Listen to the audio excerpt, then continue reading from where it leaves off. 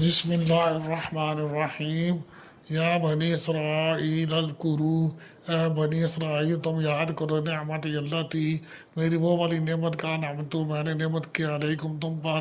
وانی فضلتکم اور میں نے فضیلت دی تم کو علی العالمین جہانوں پر زمانوں پر۔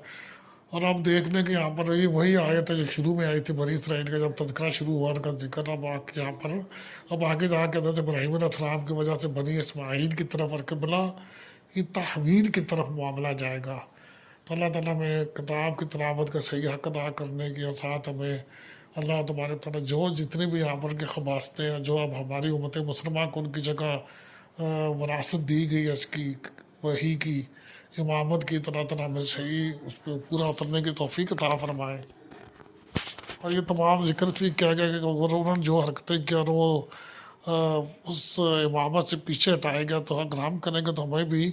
ہمارے ساتھ بھی معاملہ ایسے ہی ہوگا کہ ہمیں بھی اسی طرح کا عذاب ہوگا، پکڑ ہوگی۔ اس بات پہ خوشی ہو جانا چاہیے کہ ہم مسلمان ہیں،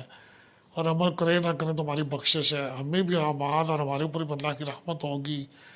تو ہمیں بھی اعمال کبھی ہمیں غلط اعمال کی پوچھ ہے، عقیدہ غلط ہے، پکڑ ہے، آزمائش ہے۔